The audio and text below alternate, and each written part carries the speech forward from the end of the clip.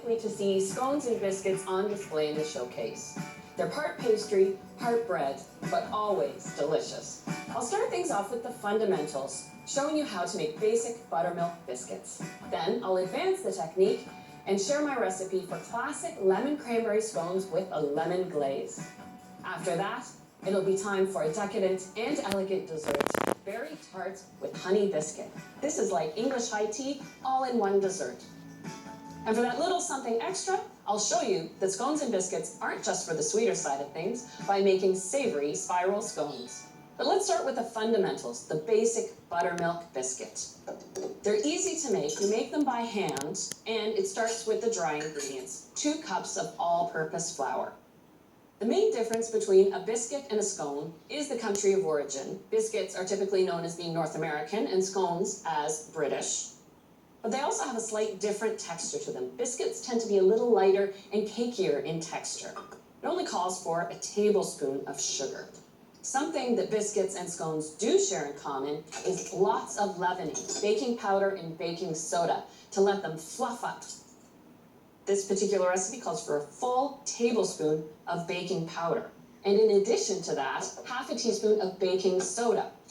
You often see baking powder and baking soda together in recipes, particularly in scones and biscuits. The baking soda works first and fastest to fluff up your biscuits, then the baking powder kicks in to keep them nice and fluffy as they bake. A little bit of salt, 3/4 of a teaspoon, and that's sifted all together. And now for the wet ingredients. First, 1.25 cups of buttermilk. Buttermilk is low in fat and has an acidic component to it. And that's why buttermilk in baking isn't just an ingredient, it's a tool, because that acidity within it activates the baking powder and baking soda, letting those biscuits bake up nice and fluffy. I'll measure 1/4 cup of vegetable oil, because it's neutral in taste. And the last thing to add, just a single egg. I'll just break the egg into the mixture and simply pour it into the dry ingredients. A quick stir just to combine everything. Immediately, you can see the buttermilk go to work, activating the baking soda and baking powder.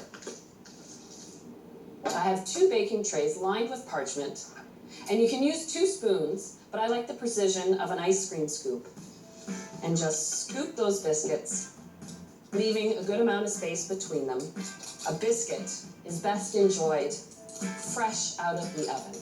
But as you can see, the recipe is so simple, you can whip it up in a snap.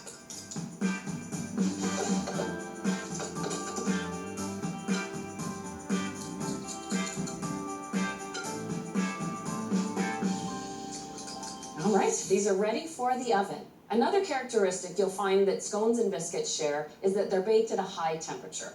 I've preheated the oven to 400 degrees, and these take about 15 minutes. They'll turn a nice golden brown on the bottom and just be barely browned on top.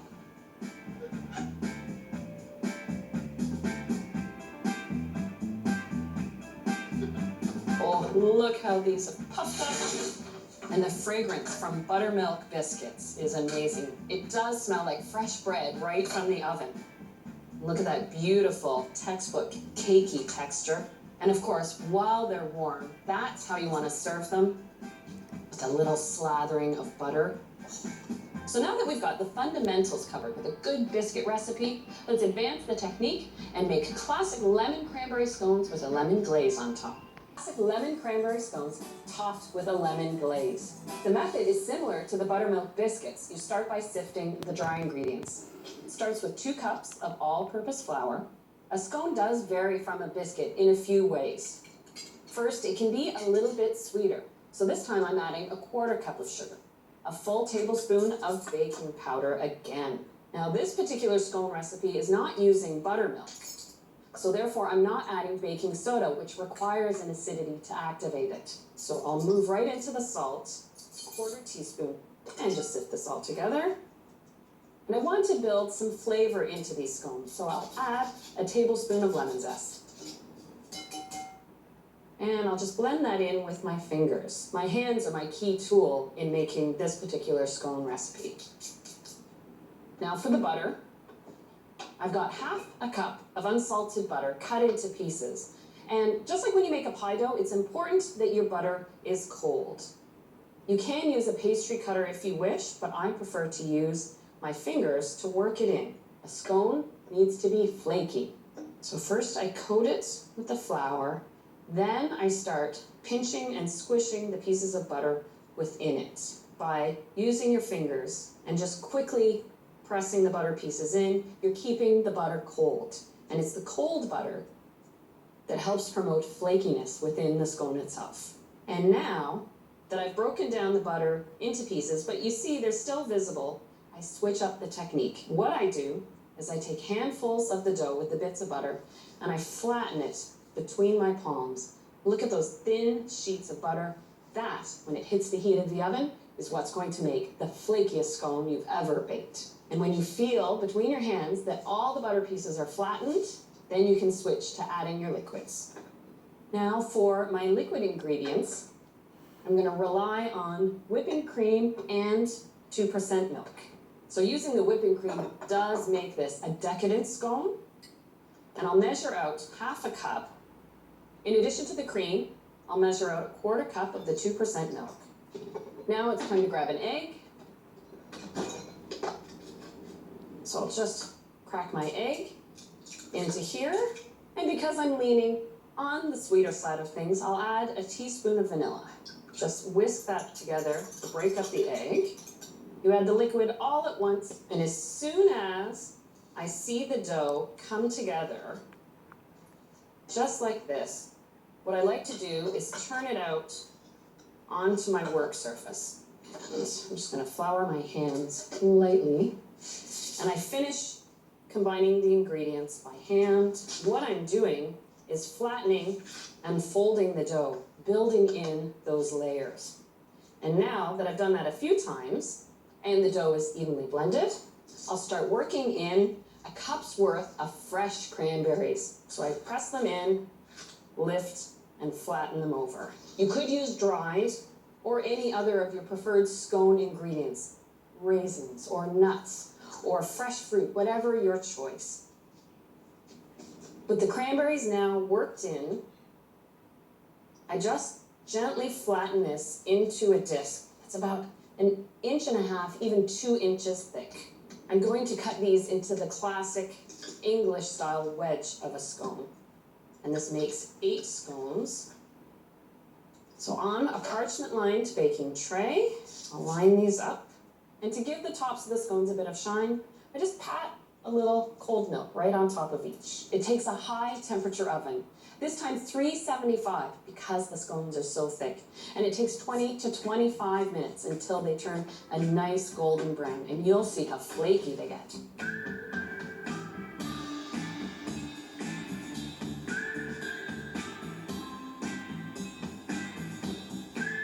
Oh, it just feels so good every time I see a puffed up batch of scones out of the oven. I'll let these cool. And I have a batch already cooled, so they are ready for the lemon glaze. So making the lemon glaze is simple. I have a cup of sifted icing sugar, and I add to that 1.5 tablespoons of fresh lemon juice.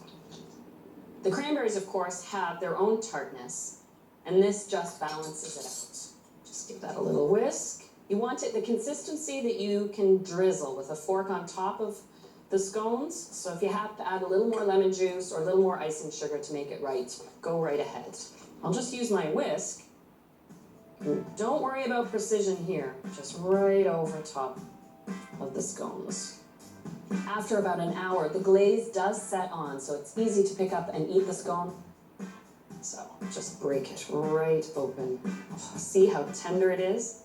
So it does have that hint of cakiness, but it's absolutely flaky. With a nice dollop of rich Devon cream. You could use creme fraiche in place too. You've got something perfect for tea time. We've already covered some good techniques, but now it's time for something decadent and elegant at the same time. Decadent berry tarts with a honey biscuit topping. A great way to show you the application of a scone within a dessert recipe.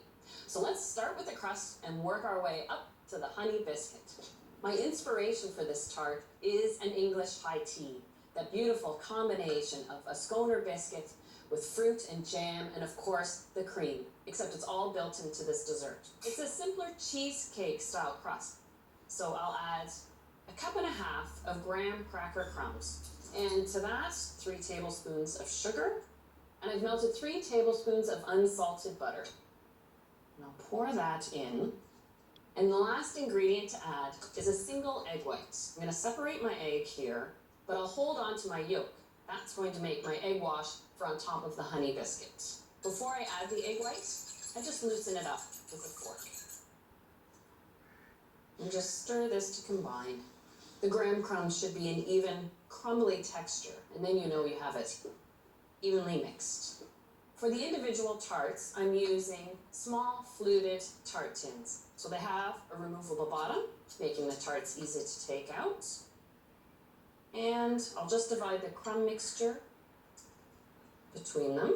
And then I simply press it up the sides and along the bottom of each shell.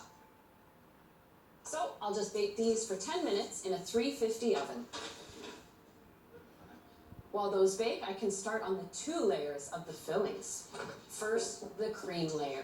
I'm going to use sour cream with a bit of brown sugar. That's going to be under the fruit layer. About 2/3 cup of full-fat sour cream. It's important not to use low-fat when baking a recipe like this because it will turn to watery or fluid. To that, I'll add 1/4 cup of brown sugar and 1/2 teaspoon of vanilla. I'll stir it together now and give a chance for that brown sugar to dissolve. Here we go. So in the meantime, I have these beautiful fresh berries, 1 cup each of blueberries, raspberries, and blackberries. It is important in making this dessert to use fresh fruit as opposed to frozen. It'll hold its shape and it just has that beautiful freshness that suits a dessert of this elegance. I'll stir in about 1/2 cup of a raspberry jam. I stir it gently so as not to break or bruise the fruit. And now to check on the tart shells. It is important that I let the tart shells cool completely before I fill them. So I have a batch already cooled and ready to fill. For the final baking, I want to preheat my oven up to 375 now. So before I make the honey biscuit, I can fill the tart shells. I'll give the sour cream another stir. Now I'll fill the tart shells, first with the cream and then top it with the berries.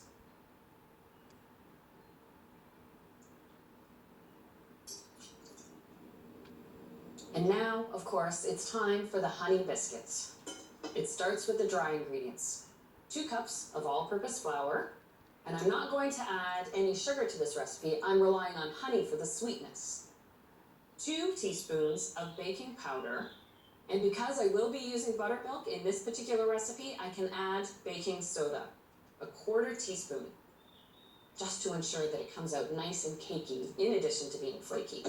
Just 1/4 teaspoon of salt. Sift that together.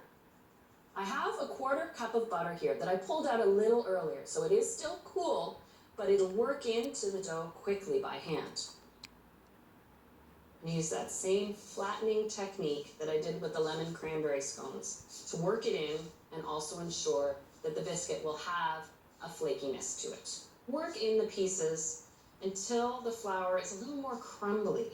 And as you can see, you can barely see visible bits of butter. And that's really why it's more of a biscuit than a scone. Now, for the wet ingredients, I'll start with the honey, 1/4 cup. It adds moisture and also sweetness. Just put that in a second bowl. And to the honey, 1/3 cup of the buttermilk to fluff up these biscuits. Also, a single cold egg, and because it is dessert, of course, a splash of vanilla. Now I just simply stir these together.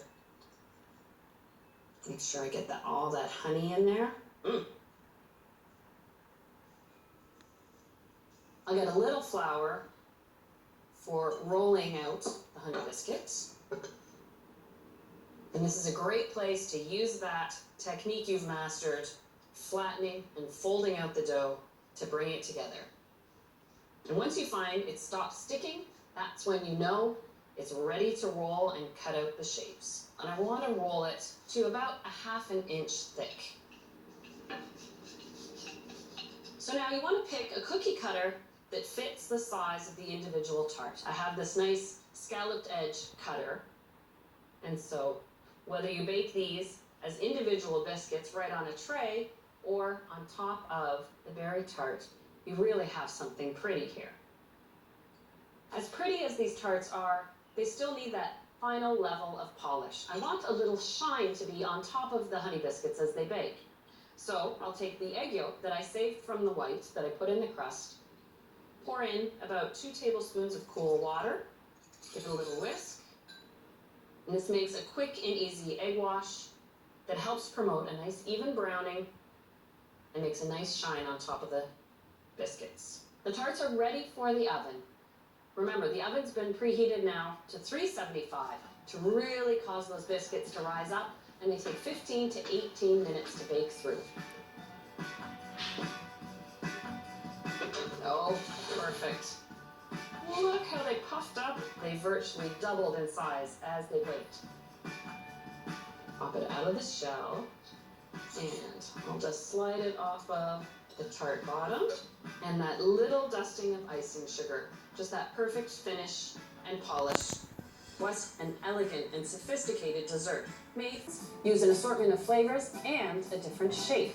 What I have here is the classic scone dough that I made and filled with the fresh cranberries. But what I did was I doubled the recipe. I want to show you 2 different flavor options for the scones. So I'm going to take my double batch, divide it in half.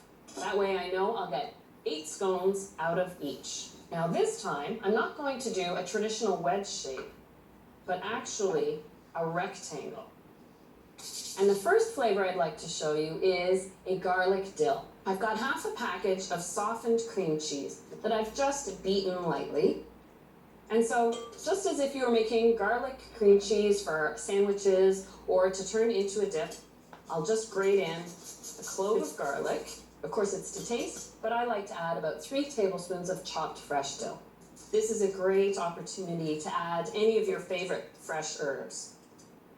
So now, I'll take the entire mixture, dollop it onto the rolled out scone, and just spread a nice even layer.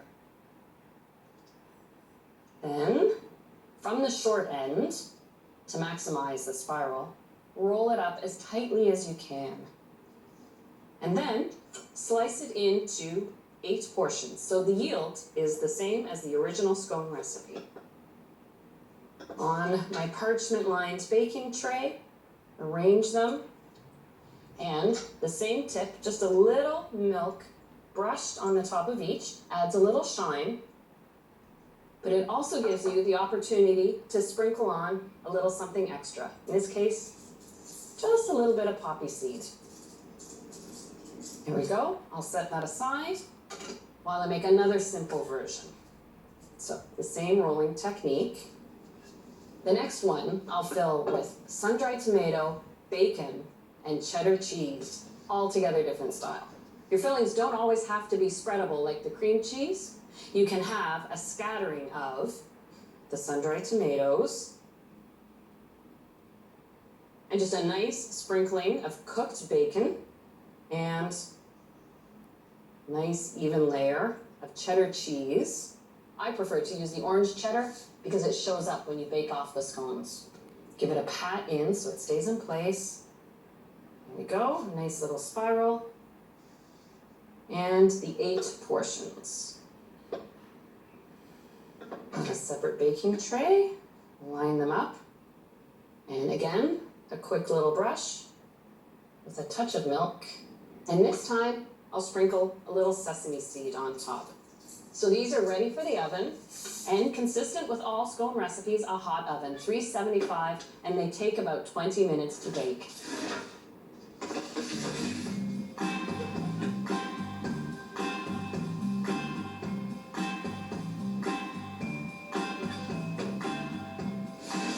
Oh, look at these. Amazing how you can take the same scone dough and completely transform it into completely different styles. And it really showcases the beautiful filling so you know what you're about to enjoy. And look at that. Even flakier with the spiraling effect.